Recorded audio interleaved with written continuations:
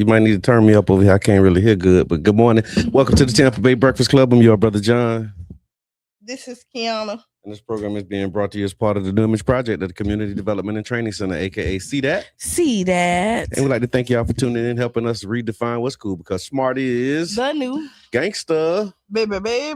And if you don't know, now you know. Now you know. And we got to give you this disclaimer real quick, and then we're going to jump into what's Tampa on Bay your Breakfast Club is an independently produced program. The views, opinions, and statements expressed by hosts, guests, or callers are their own and do not necessarily reflect the views, positions, or policies of Carrie Festa Radio, 99 Jams, its ownership, management, affiliates, sponsors, or partners. Enjoy the show. Yeah. Mm-hmm. Enjoy the ride, y'all. And look, we on somebody time. It ain't CP. It's our time. We on our time this morning. We want to welcome to the ride Janet Michelle, Finding My Happy. What's good? Hey, good morning. Great rising. How you feeling this morning? I'm good. I'm feeling good. Okay. Is that Black History? Black History Matters? Yes. Yes. 20 years of the Woodson? Yes. Yes, it sure is. Absolutely. Absolutely. What's on your mind this fine Wednesday? You know, it's funny. When I put this shirt on, I really hadn't got my things together. Then it's like when I'll get into it. You'll see why I'm saying. So how it happened, right? Yeah, because it really, I didn't put it together. But what's on my mind? I just want those seeking to lead in the city to be unapologetic when it comes to advocating and assisting Black residents. Because in no way does assisting Black residents that have historically faced discrimination and all other types of inequalities, does that mean that you will not also address the concerns of your non-Black residents that have historically had a city that worked for them? And so if a candidate can't communicate and demonstrate at pre being elected, the support for the Black community, then also trying to all lives matter, the concerns of their Black taxpaying residents, then I know once you get elected, you're not going to do a darn thing to break the cycle. That's true. At least for me, if you are having a hard time with the fact that, with Black residents, asking and seeking and, for help and ways that they have not gotten help, and you try to lives matter that, like, to me, that's just a red flag. Yes. Because it's like, who are you? Why are you hesitant to communicate that? Who are you afraid of upsetting? Like, right. Because if you're at that space before you get elected, then once you get the power, I just don't have the confidence that you're really going to be the advocate that Black taxpaying residents need. Right. So that's just that. That's what was on my mind. No, I appreciate that, and you're right, because I did see a post from one of the candidates that was for mayor, and they were saying, well, we can't just focus on specific neighborhoods, like we have to focus on the entire city. We can't just look at certain areas of the city. We got to look at the whole city. And immediately that felt like an all lives matter moment for me too. Right, because you can. I mean, you can tell, like, you're the mayor for the whole city, but you know the parts that need extra help. Yeah. Right. And so you can say, hey, listen, I'm focusing on the whole city, but I do know the areas that need extra help, and I'm going to do extra time there. Right. That's just like with parenting. Like, you look at your children that need that extra care. Like, we know you love us all, but it's one of them that you really need to like focus on to, make sure that they're getting all the care and love that everybody else is getting. And you could say, look at it. We remember when downtown St. Pete wasn't thriving. Hello, somebody. Right. And it was a ghost town, and they decided to focus on downtown St. Pete. Yeah. Yes. That don't mean that they forgot that there was a whole nother city. They just wanted that to be thriving. And then you see there's neighborhoods that need that same focus. But because they're majority Black, it's like we need to stay away from it. Yeah. And that's not cool. Not at all. Not cool because we're here, we pay taxes, we invest in this city, we work, we bring our income, we spend our time, we raise our families, in our communities, and it's okay, if we want something different, if we want something better. And it doesn't necessarily make us a almost curse make that's not, you're not a victim. That's right.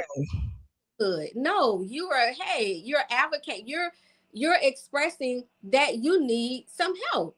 That's right. But you know what happens is that they see that when we ask for help, again, we're the victim, we're playing pity party, like it's a woe is me. But then somebody comes in our neighborhood and complain about the same thing, and they deserve to live in those neighborhoods with those things, but we do not. Like, you'll see it, they be like, okay, how many times a child has been hit in a neighborhood and they don't put the speed bump there, and then you have somebody else come in our neighborhood that don't look like us, been there for 2 seconds, and now a speed bump there because they deserve to live in a neighborhood where they feel safe, and we're supposed to just survive. Right. Out that it's time out for that. Like, because if they're showing us the signs before they get elected, then we have to pay attention to those signs and not let them get away with it, right? Because today we do have the power, and that's in our vote. It's just sometimes we don't always see things away, but we gotta wait. What they say, stay woke, wake up, get the crust out your eyes, understand speak and what they're speaking. They're not just being nice by saying, "Oh, I'm here for everybody." No, there's a lot coded in that statement. That's right. And not to go in a little bit deeper on it. Go ahead. I'm sorry if I cut you off. Sorry. I'm done. But definitely want to thank you always for checking in on these fine What's on Your Mind Wednesdays. Finding My Happy, is it .net? Yep, findingmyhappy.net. Yep. Findingmyhappy.net. Y'all make sure that y'all check out, like, subscribe, follow, and stay in touch with Janet Michelle, co-founder of the Tampa Bay Breakfast Club. And thank you again. Every Wednesday, y'all, 7:45, you can catch Janet Michelle right here on the Tampa Bay Breakfast Club for What's on Your Mind Wednesday. All right. Y'all take care. Right. Thank you. Make it a great day. Hang on. I'm going to just go back to the audience. You're looking at the seat at the table with your name on it. When we do roll call, you gonna check in. President. I'll see you at work. All right, y'all. So it's What's on Your Mind Wednesday with the Tampa Bay Breakfast Club. Again, y'all can tap in, tune in, give us a call, 727-637-2416, or online in the chat, however you want to do it. But y'all can join the conversation for What's on Your Mind Wednesday. Cue us on your mind. Yeah, I like where Janet kind of started this at, because it is, again, like, you don't have to exclude us to, you know what I mean, to not include us. You don't have to exclude us to not include us. Yeah. If that makes it. Yeah. You know what I mean? Kind of like, I mean, because you think excluding us and saying that it's a blanket statement, I'm here for everybody else. Like, you don't have to, like, we know that you gonna be the mayor of the city, but you also know that you have Black residents that are leaving. Yeah. You know that there's an uncomfortability that's here for us. And so, I mean, you need to call it what it is. Yeah, it's like you don't want to name the sickness. Right. You know what I'm saying? It's like a hospital. Like, when you go into the hospital, two people can walk into the hospital, but depending on the types of wounds that they have, somebody might be waiting in the lobby, and the other one will get somebody come in. You waiting in the lobby with you got a finger prick, and then somebody come in with a gunshot wound. But just because you got there first don't mean that you're going to be the first one to be served. Right. And if I have a gunshot wound, I shouldn't be sitting in the lobby. And what we're seeing is that they have our community still sitting in the lobby with gunshot wounds. Wow. And then you have somebody else, again, that have the fingerprint prick. Yeah. And you like, oh, I need to see about them first. Yeah. Maybe because they got more money. Yeah. Maybe because you feel like they got a little bit more influence or whatever the case may be. But no, That's all not lives, when you look at it, and when I say all lives matter, that means don't exclude us. Yeah.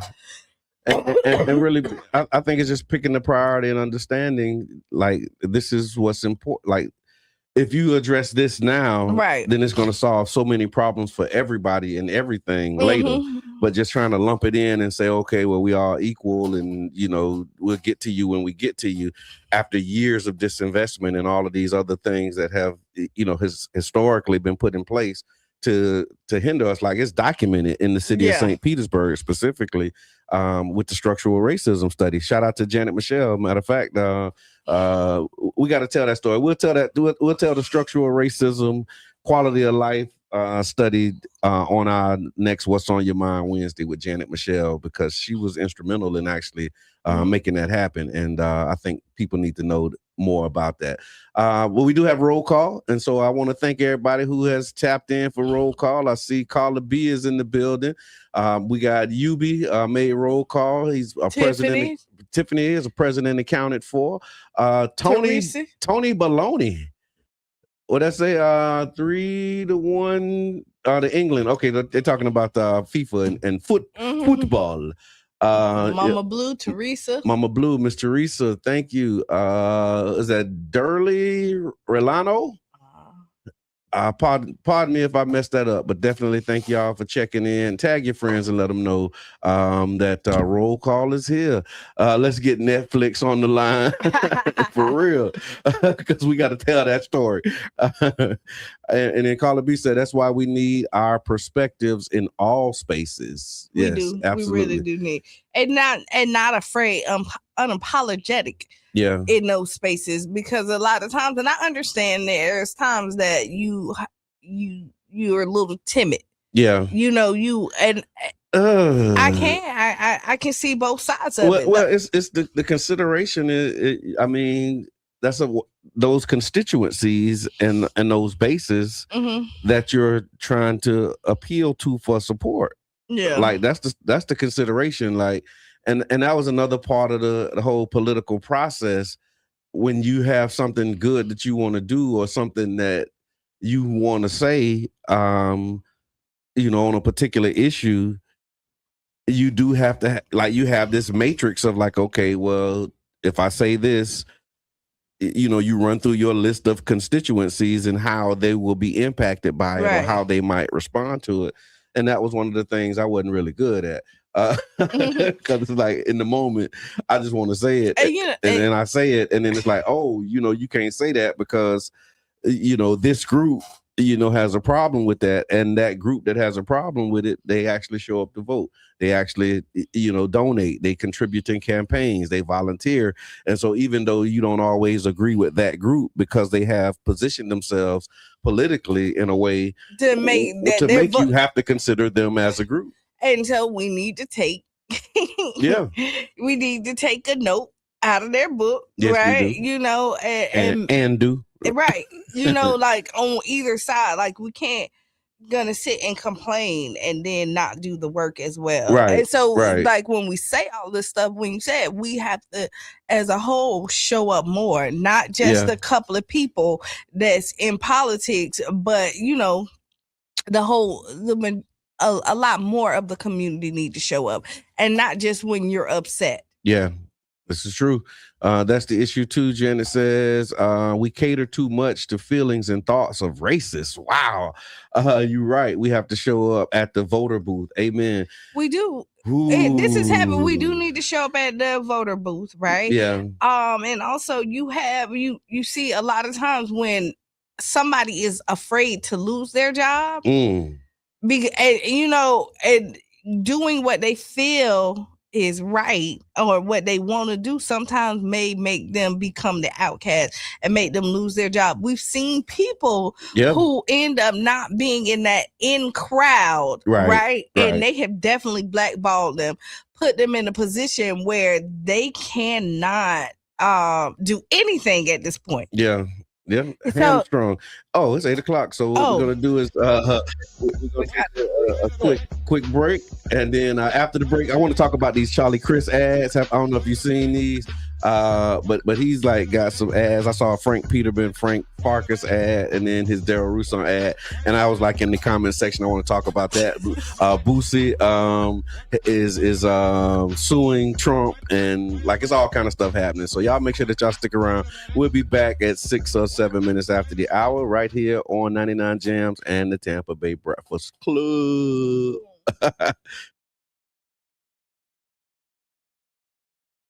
On the farm that are suffering at the moment from the heat. But I think the ones that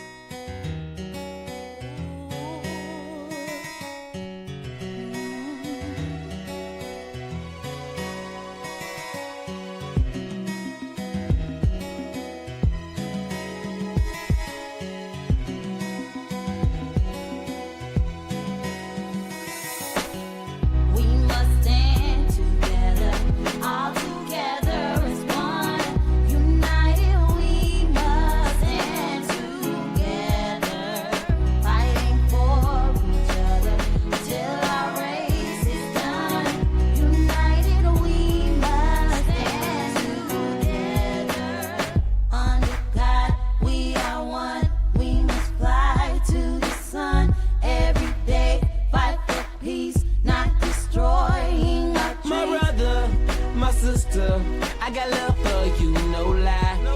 I give my best, I try. Someday we'll touch the sky.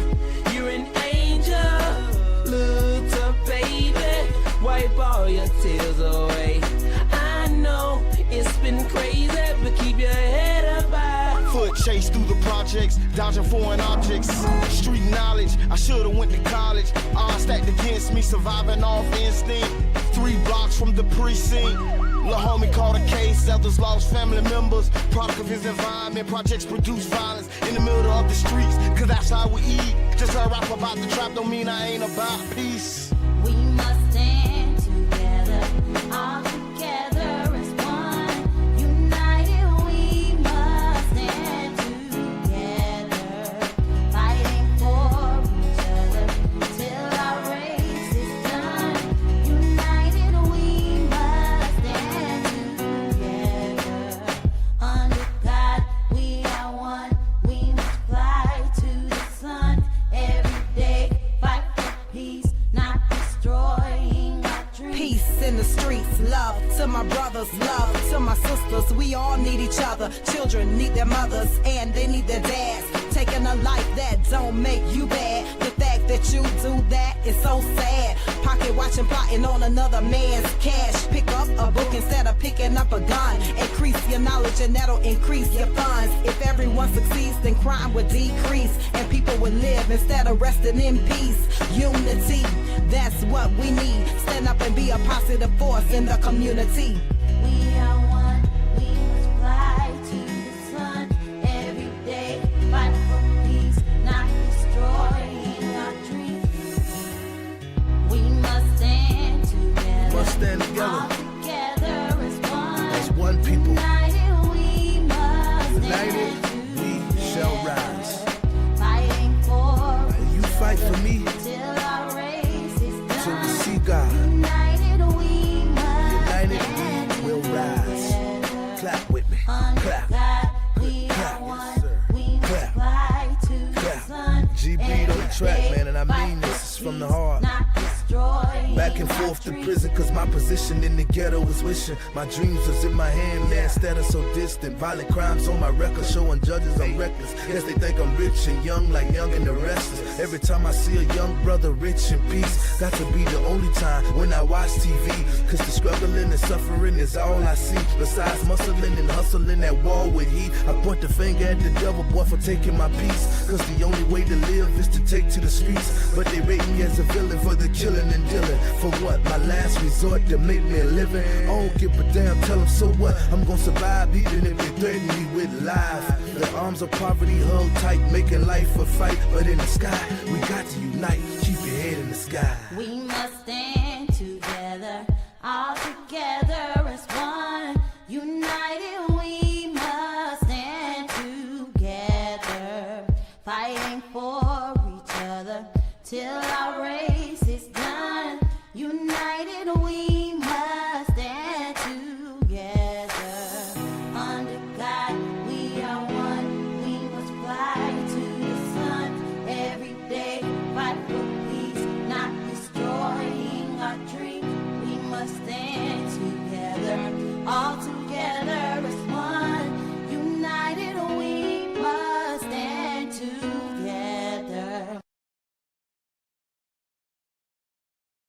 Congressmember Kassar wrote. In Gaza, health officials say Israeli forces killed at least 10 Palestinians Tuesday, including a child. 10-year-old Motaz Abu Shar was shot by Israeli gunfire in Rafah in southern Gaza. More After the hour.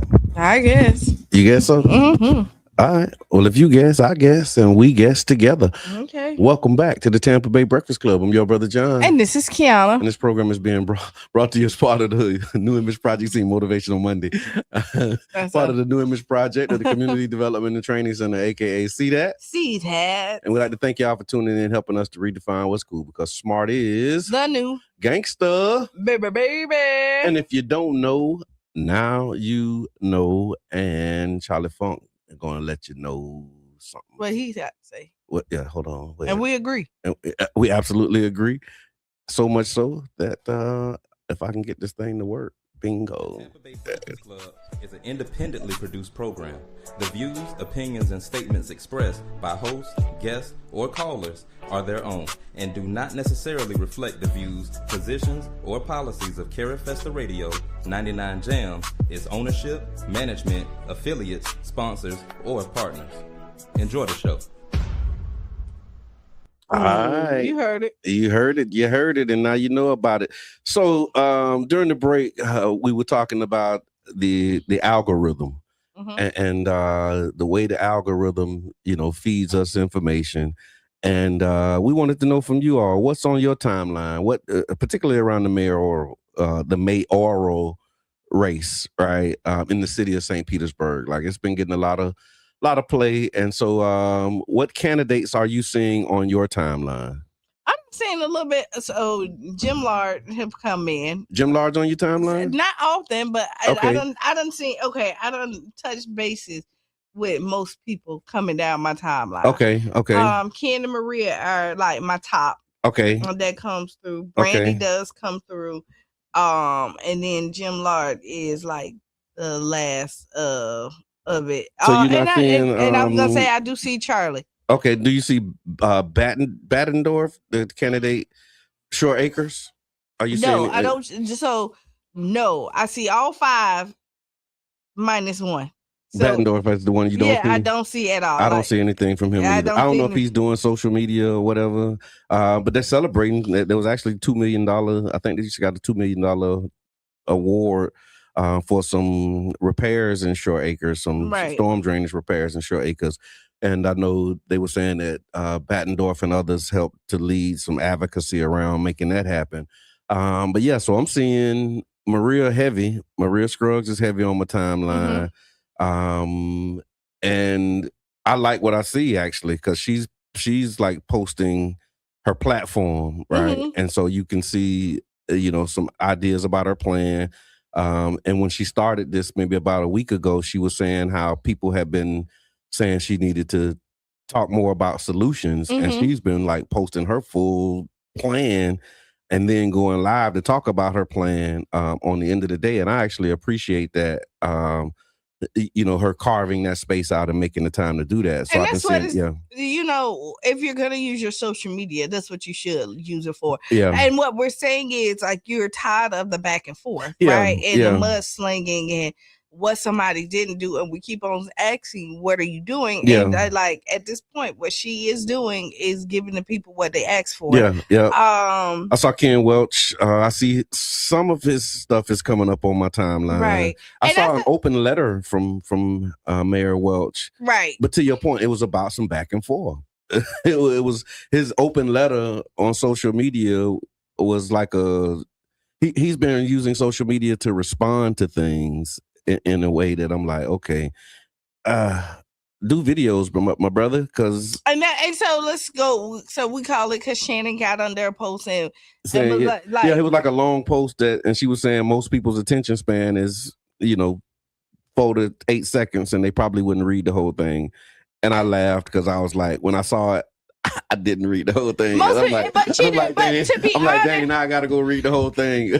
And I think people missed what she was saying on there. Yes, that's I true. think because it's a lot of back and forth and a debate going on. 'Cause Yeah. you, to be honest, you kind of don't know where Shannon lie. Okay. Right. Somebody tag Shannon Liggin. Like you can tag her in. Yeah. And I mean, That's what we do when we be because talking what about. I do see her is calling out some stuff. I Yeah. see her praising some stuff, and I see her dropping nuggets Okay. throughout the whole Yeah, campaign. yeah. And like she was like, "Listen, no, we want to know what you done. Yeah. Like, let us know. Like, get it out there." But there's a way that you need to do it. Understanding if you're using this platform, Yes. there's a way that you use this platform to be effective. That's what I saw in her post. In her post, it wasn't like critical of the message.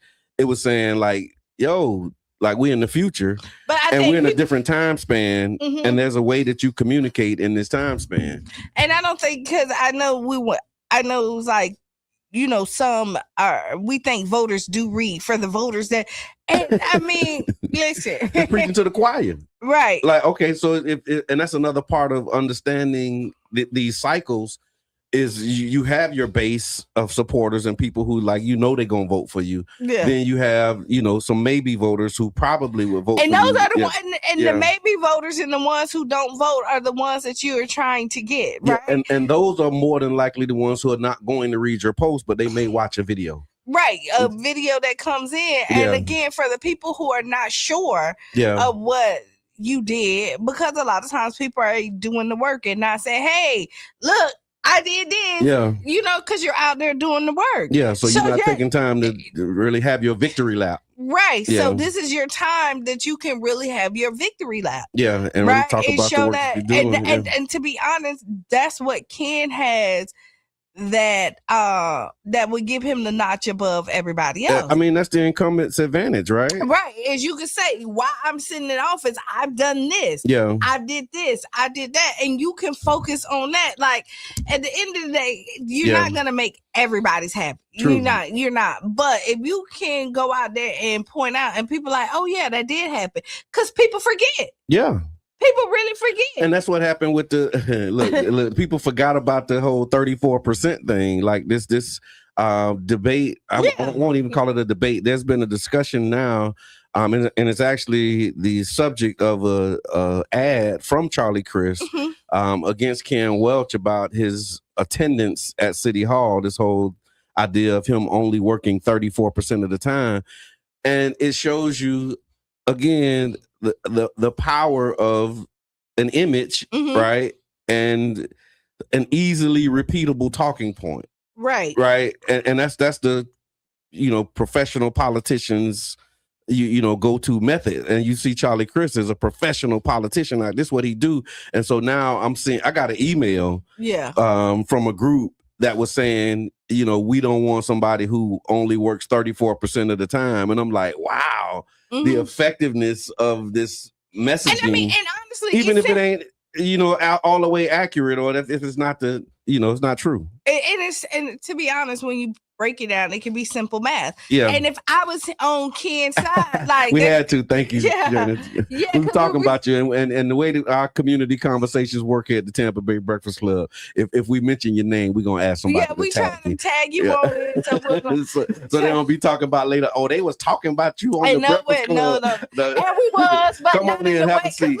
Join the conversation. There's a seat at the table with your name on it, Shannon. It's funny because people will twist what we say. Like we've had somebody come in here and apologize because they hot at me. Yeah. And then they call Brother John. I'm like, and I'm like, no, that ain't how it happened. And when they listen, it's like, dang. Oh yeah, because they was like, oh, I ain't listened to the show. Somebody called me and told me what you said on the show, and then they mad about it. Then they go back and listen to the show and was like, oh, well, when I listened to the show, it wasn't what. It wasn't really. what they said. And I mean, honestly, this is a heated political season, and we're seeing it. And you know why it's so heated too is because there's a lot of relationship building that has happened amongst this group of people. Yeah. Right. Yeah. With the 5 that I named. Yeah. The 5 that's on your timeline. That's on my timeline. So just for context, Shannon, what we were talking about is which candidates are on your timeline. And so if y'all just tuning in, we were asking, what are you seeing on social media?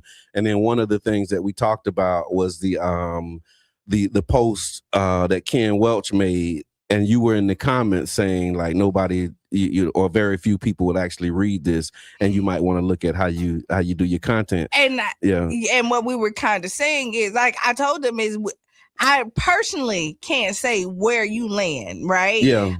Because you have, I think what you've done You're giving it to everybody. Right. You're giving it to freely. everybody. Freely. And what you're doing is praising, because I've seen you go in there and be like, praise. Yeah, this is good. Good like, job on this good one. job on this one. Or no, you dropped the ball on that. And I see you do this on every candidate. Yeah. Right? Yeah. And so what I see is iron sharpen iron. That's right. You know what I mean? That's and right. the fact that you are making people exercise muscles that they haven't. She's so good. She got me in the comments. Right. Because Q was like, what you doing in them people comments? I'm like, Shannon, you kind of made it you made it hard for me to stay out the comments, because I usually do good about staying out the comments section. And I think but I'm like, we were talking, I'm like, you so right though. Like you absolutely right on that. And what I think what happened is people miss what you were doing, Shannon. Yeah. You know what I mean? Because you dropped some jewels.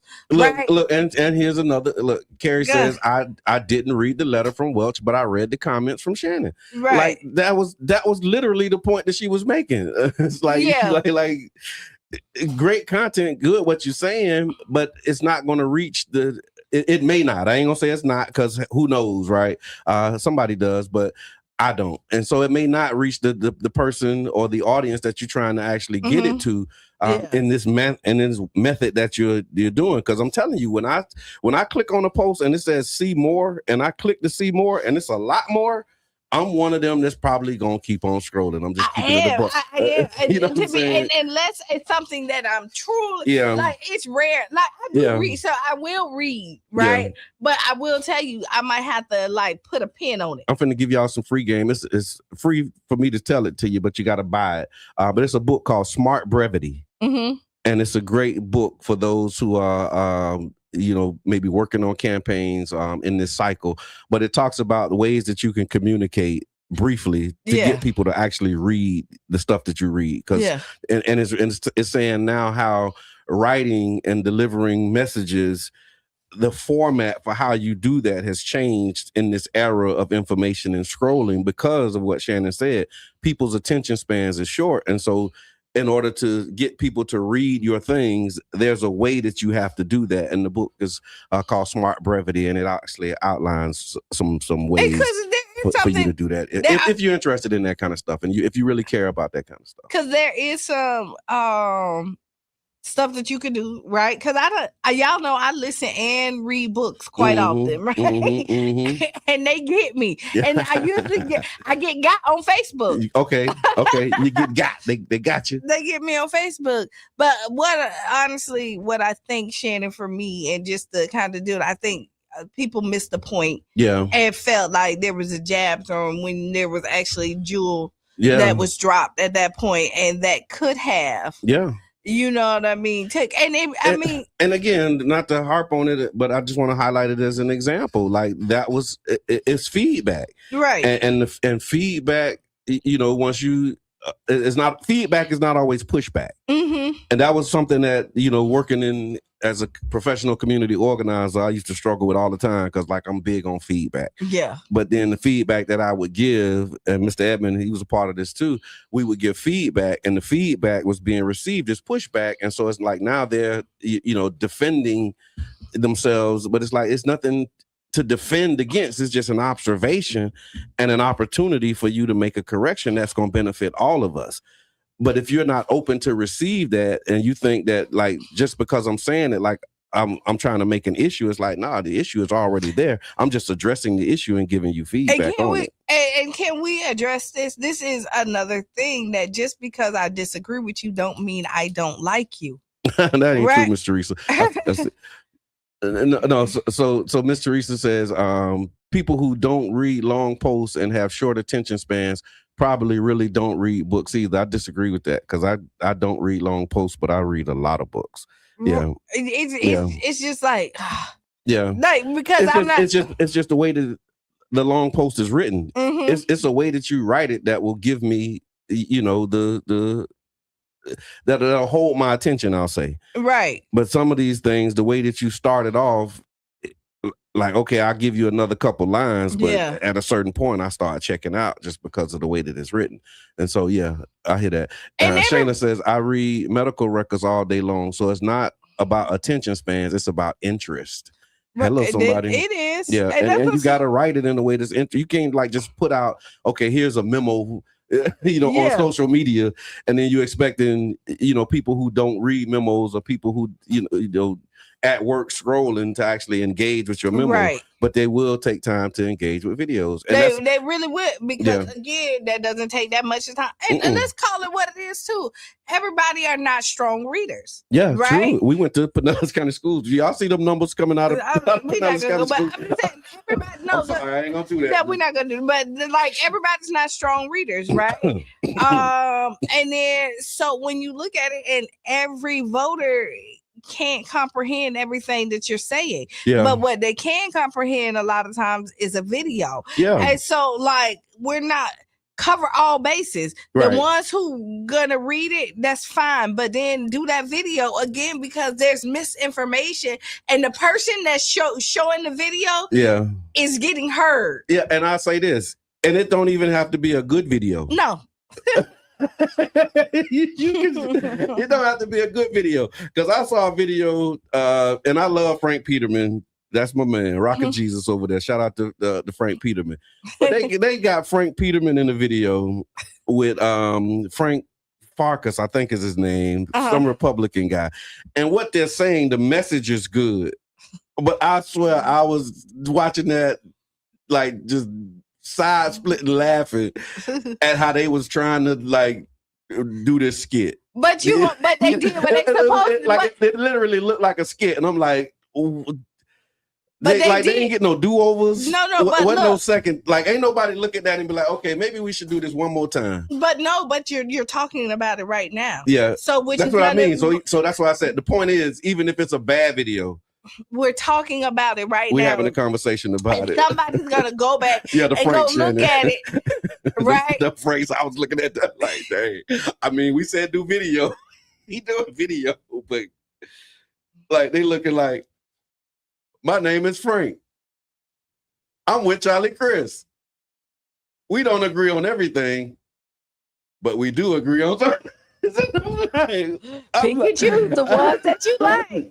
Because I do. No, but you can like literally see them look and read the notes and then say the line.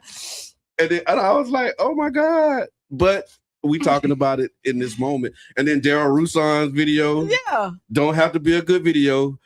But he was like, I thought he was finna fall asleep. Like he was like this. I'm your state senator, Daryl Russo. It was like the clear eyes for dry eyes. And I'm like, but it's making waves, man. So look, y'all, do video. It don't have to be good. If it's not, do something that's going to attract an appeal. That's going to get the eyeball. Yeah, you know what I mean. Wow. I'm sorry. I probably shouldn't have said that. It's just how I'm feeling. It's what's on your mind Wednesday, y'all. Let's do it to your point. UB says videos reach people fast and effectively. Yes. And then Shayna says because he too busy pushing the Ken Welch narratives. Okay, I hear that. But yeah, and I do. Janet mentioned Esther's post. So Esther from the NAACP. Somebody tag Esther in this one. But she did a post around this narrative around the 34%. Right. And like, how could you get to 34%? And it was easy to get to 34%. Right. At that point, it was. At that point. Yeah, it was easy to get to that number. And I see how they did it. But that's not the actual issue here, right? They're making an issue out of you swiping your badge coming in. And Mayor Welch's response that I did read was actually pretty good, and it makes perfect sense. But most people will, like the people who are looking at that 34% fire Ken Welch, they're not going to read that memo and get the context, because what he said, his response was spot on, and I unite with it because I was there. Like I lived even before council and after council. Like I lived what the mayor is saying, and like you can't put a clock on those jobs. And you know what? To be honest, I did not read it. Okay. I did not. So you saw it though? I did not read it. But you saw it. You saw it. You don't want to say you saw it and didn't read it. Listen, I did not read it. But mine would have been real quick and simple. Yeah. Okay, 34%, 90 days on the job, clocked in right there. I got work to do, and sitting in the office is not going to get it done in the first 90 days. And that's would have been the simple, that would have been simple. Like, listen, first 90 days, I would have just showed pictures. This is what here is for the 90 days, other than sitting in the office, this is what I was doing. And then just would have left it at that and kind of kept it moving. Yeah. And that's what I mean. Like, his response was great because it does provide context. Like, you got to think about it. It's the COVID era. So ain't nobody really going into the office like that for real.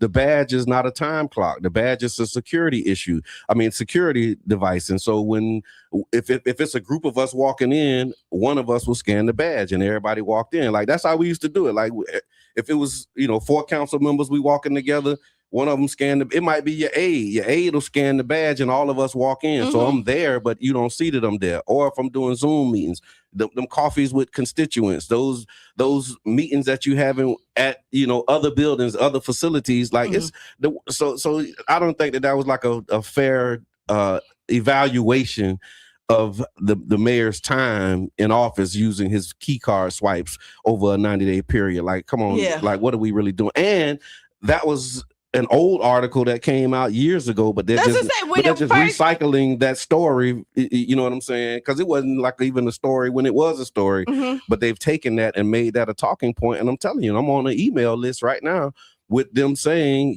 this is why, we need a full-time mayor. And I'm like, wow, the effectiveness of that nonsense is really real. But you're looking at it.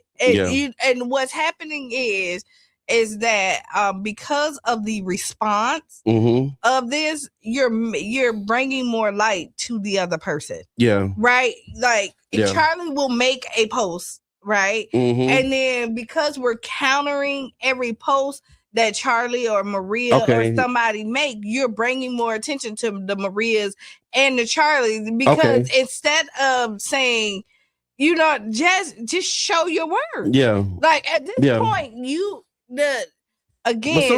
so that's another one of the questions, y'all. So let's talk about this as a part of this community conversation. It's What's on Your Mind Wednesday. So feel free to join it. 727-637-2416. Or if y'all want to continue to engage in the chat, we appreciate that as well. And I can't read nothing. If you just joined, also make sure that you check in, roll call. Again, there's a seat at the table with your name on it. So I'll make sure that you tap in. But when you're looking at these political cycles in this political season, the whole idea is to like really get in touch with voters, right? And have conversations with voters about why you would be the person. And when you're on the defensive and you're reacting to other things that other people have said, then in some cases that can take you off your game. And so just be mindful of that. Again, I've been watching the pivots. I've been seeing the shifts in the way that they approach the campaign cycle. And Charlie Crist, I mean, he like got the playbook from 40, 50, 60 years of doing this stuff. I ain't gonna say what I was about to say. Don't say it then. I'm not encouraging you. Thank you. So with that being said, y'all make sure that y'all just keep your eyes open, keep your head on the swivel, do the research. And Janet said it's a misinformation campaign, and candidates need to have a strategy to attack that. And let me tell you, two things can be true at the same time, right? Is when you go in there and peel the onion, you'll figure out like where you falling at. Yeah. You know what I mean? And if you have understanding or not. Yeah, and it's interesting too. We can probably finish up with this, and then we got some other topics here we wanted to get into. But we were asking. I asked the question: which candidates are you seeing on your timeline? And I haven't seen. I don't see a lot of Brandy Gabber stuff on my timeline. I don't see. I don't see a lot of it, but I don't see Battendorf. I don't see. I see some stuff, but I don't know if she's really heavy using social media. I that don't way. know. Yeah, but I'm not seeing a lot of Brandy stuff on my timeline. I'm seeing Brandy come in, not a lot. Okay. Like, okay, if I'm putting it in order, is Ken and Maria. Okay, yeah. Charlie, then Brandy, and then Large.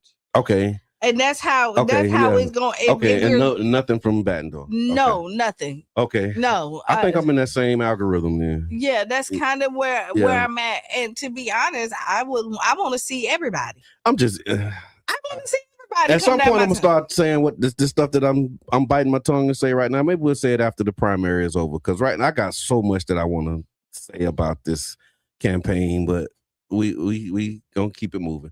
So in other news, what's on your mind Wednesday? Rapper Boosie Badass is suing political operatives. Did you see this? No, but you could have said, go ahead. Oh, that's what it's saying? That's not his full, I didn't have to say his whole name? No, it did. Oh, People know okay. who Boosie Rapper is. Boosie. Yes. Leader.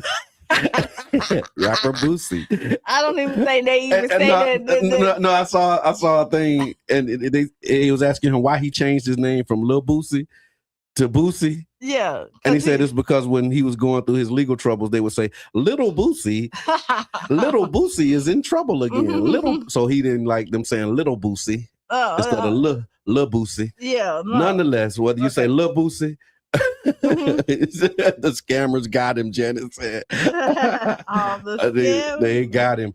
So basically, rapper Boosie is suing political operatives Jacob Wall and Jack Berkman to recover $300,000 after a $600,000 payment for a Trump pardon that never materialized. You know they paying for pardons under Trump, right? They probably been doing it. So here's the background on the case. So Boosie was born Torrance Hatch. He faced federal charges for possession of a firearm by a convicted felon stemming from a 2023 arrest in San Diego. He was sentenced in January 2026 to time served, 3 years of supervised release, and a $50,000 fine, which allowed him to avoid prison. Hoping to secure a presidential pardon for his federal gun case, Boosie hired far-right lobbyists Jacob Wall and Jack Berman of the law firm, and in October 25, paying them $600,000 for their services. Boosie alleges that the attorneys misrepresented their influence, claiming that they had direct access to President Trump and could secure a pardon. The lobbyists reportedly assured him that the pardon was imminent, even sending him messages suggesting it had been signed but not yet announced. However, a White House official confirmed that neither Wall nor Berkman had any involvement in the clemency process and warned that their interference could harm a pardon application's chances. So Boosie filed a lawsuit seeking $300,000, which represents half of the original payment, under a contract clause stipulating a refund if a pardon was not delivered. Somebody spin that. I don't know why that's in my head right now. I don't know, but okay, so go ahead, Boosie, try to get your money back. I don't know, but usually what happens is you pay, it's a gamble. No, and then nobody can. So okay. You got to slow down. You take your time. First of all, nobody can guarantee you anything. And if they guarantee you something, walk away. Okay. Because you can only control yourself. You cannot control nobody else. You can't control how your best friend gonna react. You may assume, right? And I can say, hey, I'm pretty sure it can go this way. Pretty sure lets you know that it's not 100%. Yeah. You know, Trump is my guy. That's what they say. Trump is my guy. And you know, I could try to get you on the top of that party. Okay. How much it's gonna cost me? $600,000. Okay, well I got Give me, that. Yeah. which you know what I mean. Let me do what I can do, Sure and when enough. I come back, I'll let you know Okay, if it works out for it's you. guaranteed. Trump is my guy. Oh, Let me go talk to him. Okay. And I'm gonna see what I can do. But to even have this conversation, I need 600,000. And that's what they said. He said the lawsuit is saying that they misrepresented their influence by basically saying, "Yeah, Trump is my guy." The lawsuit is currently in arbitration, with Boosie's legal team arguing that the lobbies preyed on his desperation to obtain clemency because he really wanted it. They know he really wanted it, and they preyed on him and got him to pony up that cash to get it. Then that opens up a lawsuit for a lot of lawyers Mm-hmm. because you'll hear like, oh yeah, no, who is the prosecutor? Who's the judge? Yeah, I got a good relationship with them. Let me see what I can do. Mm-hmm. I mean, and to be honest, they might have been able to do something for somebody else that they can't do for you. And Shayna says Trump probably don't even know. Yeah, maybe not. He might be getting a cut though. That Trump just wanted to. So we need a button to get that I could push in it. Then it'll say where all my scamming and like I'm gonna find that because that I want to just have a button that we can push and just have that queued up anytime we talk about Trump. So if there's somebody who can help us behind the scenes and produce that for us, we want to just hit a button that we can just push when we talk about Trump because he's the winner of the. To be honest, all we want is the beat, no lyrics. Okay. And that beat is banging. That's why I said, and it's a catchy tune. Yeah. All right. So also preserving history. I did see that the Woodson African American Museum has reopened.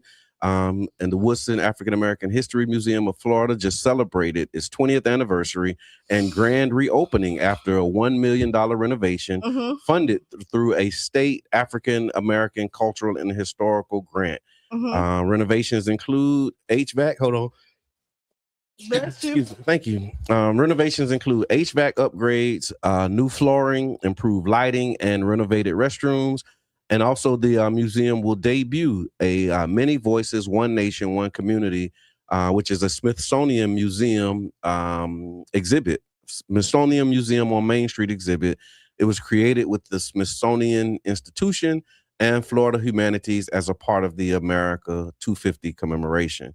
And so definitely want to acknowledge and say thank you for 20 years of service to the board, the leadership, the staff, and everybody who has had a hand in supporting the Carter G. Woodson or the Woodson African American History Museum in St. Petersburg. And congratulations on 20 years of service and a $1 million renovation. And it doesn't seem like it's been 20 years. It does not. Like, where did the time? 20? Yeah, wow. Yeah, just say that 2006 was 20 years ago. Somebody, hello, somebody. Wow. Yeah. So congratulations. I think that's great. And from what I saw, I forgot the date. Somebody tagged Miss Terry, and maybe she can put those dates in here. But they actually are opening up for free so that you can see the exhibit. But I'm not sure like what the hours are or when the exhibit is. And pardon me for not having that information, but y'all can put it in the chat. And if you'd like for us to announce it, you can actually contact the station manager and we can add that to the rotation for those who are looking to go get some museum tours in your life. Now I had in my head, spin that. So Trump refused to sign a housing bill that actually became law. So Congress passed a bipartisan 21st Century Road to Housing Act. It had broad Republican and Democratic support. President Trump announced that he would not sign the bill, saying that he wanted Congress instead to prioritize voting on his act, which was the Save America Act, because he neither signed it nor vetoed it while Congress remained in session. The bill automatically became law under the Constitution. And so him refusing to sign it, but then not vetoing it, it didn't stop it. So it was one of those, you know how you like I'm gonna make a scene in order to make a scene. He's like a temper tantrum. Like I don't give a and so I don't like this bill. Y'all should pass my bill, but he's not gonna veto the bill. He's not gonna do anything to stop it. But he's just not gonna sign it. And so with him not which signing, is almost Yeah. the same thing. yeah, Like, no, and again, Yeah. are you putting the people first? Yeah. Like, if everybody is going in there mm-hmm. and saying this sounds good to everybody, but no, because it's not your way, yeah. we're not gonna do it. Well, they're gonna do it anyway because that's the way that it works. But it was just again another talking point for his base, you know, and you know they passed this housing or this Road to Housing Act, and they shouldn't have. They should have passed the SAVE Act instead. Like that's the talking point Yeah. that he's giving his base, and so when the Road to Housing Act starts to take effect, if there's anything other than what they want, then they can say, well, that's why Trump ain't signed it. But yeah, that was one of the things. The And do law is you see intended so it was intended to increase the housing supply, reduce barriers to construction, and limit certain institutional purchases of single family homes. And some people were, you know, highlighting this as a good thing because the corporate ownership of single family housing has been identified as one of the contributors to the increases in rent and the rent crisis and affordability crisis. And so this bill is intended to address that. It is crazy. Okay, Yeah. so what's on your mind? Also, I see that the fallback spring forward. Oh, the daylight savings time. Yes. Yeah, there's a bill to stop make it permanent. They want to make it permanent. Right here, where we at right now. I ain't mad at that. You don't like this time?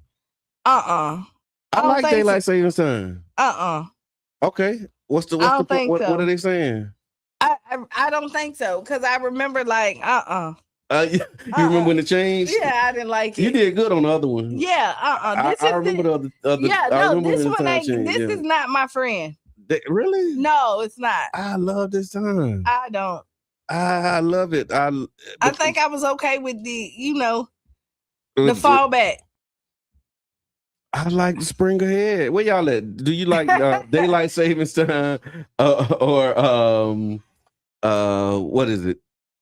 Standard time? I don't even know what the opposite to daylight savings is. Just be. The standard. You got. Yeah, I don't know. We won't. We'll just stay Tell right us the here. differences in the two times. No, one spring break, one. So. But it's a name for it, like daylight savings, and then maybe like Eastern daylight. I don't know. But here's the efforts in Congress to make daylight savings time permanent sprang forward. Look at how they wrote that. It sprang forward on Tuesday after the House passed legislation that would remove the need for Americans to adjust their clocks twice a year. The measure, known as the Sunshine Protection Act, passed 308 to 117. It would put the country on the time currently observed from March to November, unless a state exempted itself before the act took effect. But how you gonna opt? So you're gonna opt out of changing your clock? I mean, some people do because there's some people that don't participate in the daylight The savings. states, A couple. yeah, that don't participate in. It's only a couple. I think Indiana may be one. I remember traveling up there. Yeah, It's like one or two. I like this time though. I don't. Really, I like the long days. And I'll tell you why I like it. I'm not a fan of it being darky by 7 p.m. That's what I'm saying. And that's when, if you change it, when you fall back, it'd be dark, like before you get off work. No, listen, because it's light for so long. Mhm. By 8 o'clock, you get in there and like. Your sunset was just 8:30 yesterday. Right. I love that. It's for me. I hear that. Completely throws out because by 9 o'clock, like you need to be winding down, ready to get in your shower, dinner, and like. You see my alarm when we was at the one night only, right? 9:15. I'm yawning. Right, and so I still do that. No, but this time don't stop me from doing that. No, but it throws you up, like even because I have the kids right now. Okay. And it throws everybody up. Like I'm like, it's late. They was like, it ain't yes, because the sun just went down. Okay. No, and I need y'all to wind down. Yeah. So that y'all can go to bed at a decent hour, like get your full rest. But shoot, 9 o'clock. It just got dark. They feel like they still like okay, yeah. Okay, so and I'm basically an empty nester. Right. My so baby girl will be 24, and so I don't have that as a consideration. You go at 7 I love o'clock. it. Like I love to be able to finish work, get on my bike, and go watch the sunset.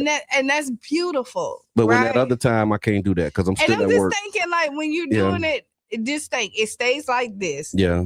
You get home, and then like you're trying to, when school starts, trying to get these kids to wind down. Okay, I hear that. Right. There's a and case get to be ready. made. Yeah, that's just like getting them to wind down and get into the routine of things. That okay. And see, the other side for me, Q, is that when we have like our neighborhood association meetings right now, when the time changes, there's some elders who don't come out because it's dark and like they don't drive at night. You know what I'm saying? Yeah. And so like our meeting, 6:30 to 8. When you come out, it's still a little light, and I'm all right with that. But when the time change, like it's dark before you even go to the meeting. But the benefit of it, again, we got, unless they're the kids that get up and go to school early in the morning, during the school year, that gives them like, I'd rather for them to have the light in the morning.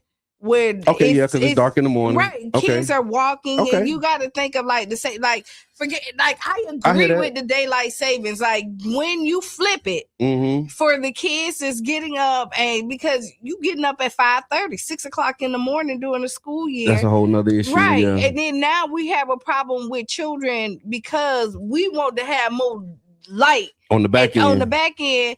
Now the camera's not catching them if something happened. Okay. If they're walking, you're meeting your friend. It's just more risk at this point. And when you're and that's where my mind is at. Well, the good news is they're gonna put it back in November for a few months. So you'll get that few. But y'all remember when the time changed? You was like bright and early. It was my jam. Like it worked out. I remember it worked out for me. It really worked out. Like that good run that we had. We was having that good run during the opposite of daylight savings time. All right, and so and I saw him in here, Mr. Zachariah Wade joined the conversation this morning, and he says, "I'm not a fan of it being dark by 7 p.m. But I also want to acknowledge Zachariah Wade. I can't say for what, but y'all can just click on his name and find out what he's doing. But that's new rules, right? But congratulations, my brother. But we did ask a question. We had a post and we were talking. I posted the ballots. Not the ballots, but like who's on the ballot. Yeah. And because they're out now, so if you want to find out who's on the ballot, start doing your research now. You can go to votepinellas.org for Pinellas County voters. And I posted on my page, just screenshots of the parties of the Democrat, Republican, and non-party candidates, like what you can look forward to see. And one of the questions that came up was, how do you research judges? And so Zachariah offered some great points and tips on ways that we can do that, because judges is one of those races where and people don't focus that much on it. And to be honest, listen, judges is who locking our brothers up. Us, like, listen, they're sitting up there, they're looking at people, and again, if they don't see you as a person, if they don't have the right heart, the right mentality, we are screwed. And we've seen that a lot of times, and we don't do researches on judges. Yes, and a lot of times we don't subscribe to all y'all, so nobody don't get on here talking about. But the truth is, it's like, because it's hard to do, like, and then I remember we used to invite them to forums, but then they would come to the forum and they couldn't answer any of the questions. Yeah. Because like when you engage with them, you have to know which questions that they can actually answer, and then which ones that they can't. And so if we do another forum with judges, I think we should be mindful of some of these tips. But I want to read some of the things that he said, because I think these are good tips, right? And so these are a few different ways to approach that. In my opinion, there are metrics. He said, courtroom experience is absolutely crucial for anyone sitting, for any sitting judge. The same way you ask a surgeon how many times they performed a specific surgery before you allow them to cut you open, you should ask a candidate how much time they've spent in the courtroom before choosing them to be in charge of it. A great way to determine that for yourself is to go to the clerk of court's website and search that lawyer's name to see how many cases come up. So courtroom experience matters, right? To gauge whether that candidate is a right pick for a specific seat, research the type of cases that the person will be presiding over, and then research their experience as an attorney to determine whether they've been spending their time, determine where they've been spending their time. Meaning, if you want a judge that presides over criminal cases, the question should be, how many years has that person spent handling criminal cases as an attorney? Because I mean, and you need to look and see how many complaints they done had. Okay, so complaints is another one of the ways that you can research them. I won't bore you with all of the details, but y'all can go to the page. He gives like several points, and I'll copy and paste them and put them into another space. But I just wanted to say thank you for including that as a resource for our community, because that's been a question for years. How do you research these judges that are running for office? I'll copy and paste them and put them there. They're on my phone, Janet. And he tagged it. Okay, got it. And thank you for the link, so y'all can see what Brother Wade is doing. Oh,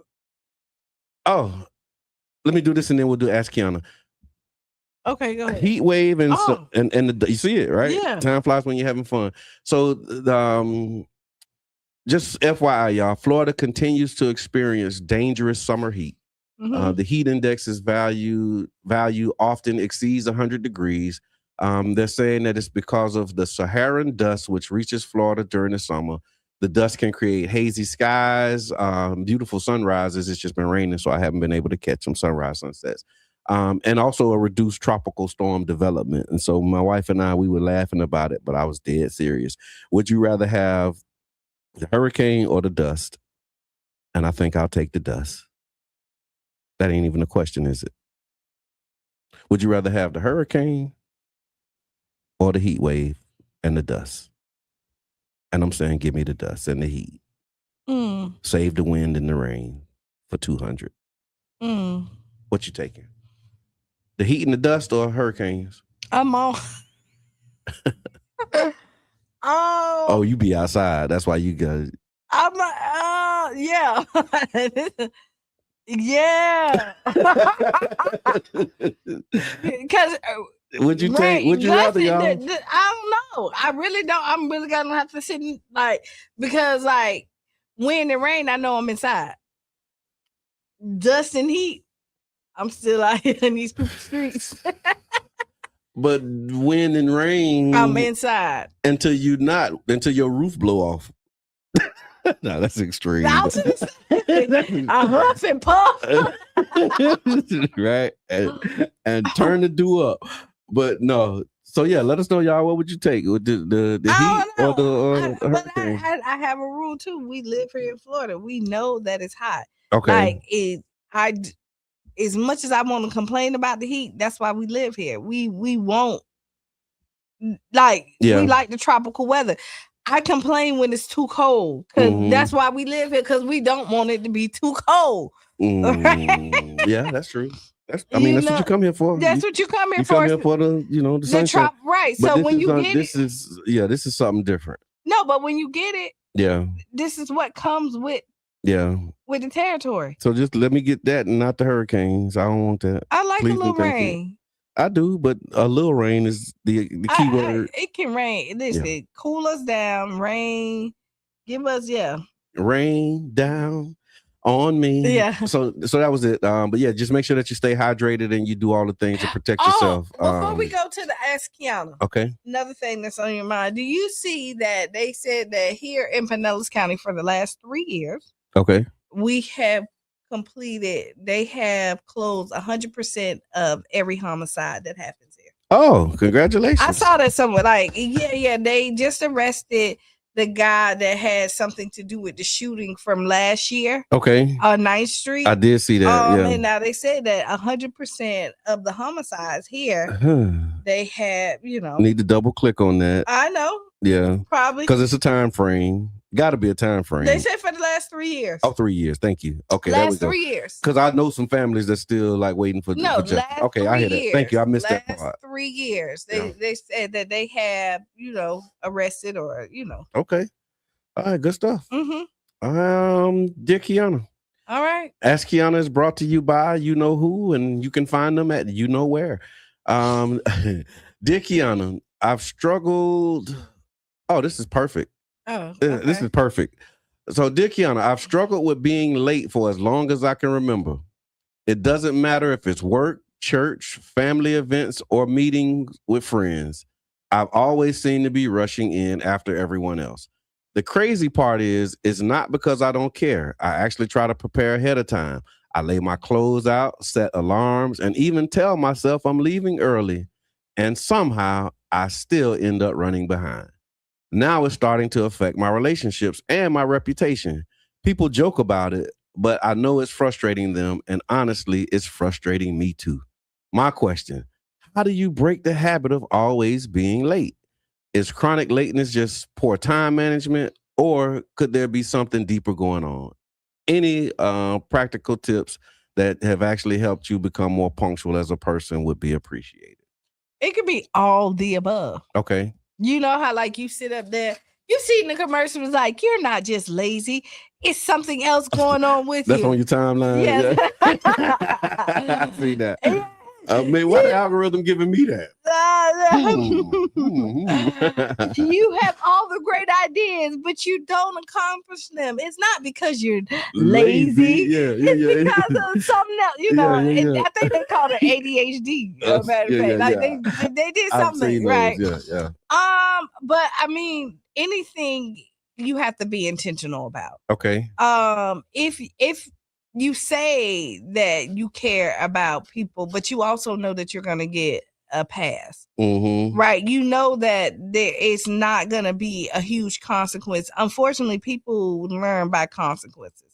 When things are restricted, and you think that you're going to lose something. Right. Like now you're saying it's becoming a problem because you know it's affecting your relationship. Yeah. Now people are not inviting you places. You know, like you don't get invited to the cruise ship, you know, the cruise dinner because no, we're not holding the boat for you. You know what I mean? Like, oh, that's terrible. And so the thing it's something that you really have to work on. And what I will tell you is people that's late are typically always late. They're the ones that always get stuck in traffic. Like the people that's punctual figure out they incorporate that it may be some traffic jams and all that other stuff, and they go ahead and get on there. People who typically always in the traffic jam is always in the traffic like they jam. always get caught. A lot of times. That's true. Sharonda says, learn how to effectively demonstrate time management. Practice it on a day-to-day routine and set timers for everything you do. Make yourself accountable for your timing. I agree with that. Thank y'all for these tips too, by the way. Put them in the chat. Y'all join the conversation. Plan for earlier arrival. Get up 15 minutes or more earlier. And see, there you go. Yeah. This time, this late night, you're getting dark later. You're staying up later. You're not getting up early. Don't you do that. I mean, just think about it. That ain't it. No, it is. That ain't it. It does. So you got to change the clock in order for you to be on time. But I'm just saying you have more daylight, so you're working longer. Am I lying? You just said you're working longer, so you're going to bed later. Yeah. And you're getting up later because you went to bed later. So just change your clocks and it'll solve the problem. No. Here's what I say. This, and we got like 2 minutes left. And this was something that I saw years ago, and it's an idea that I agree with, right? It says you can't manage time.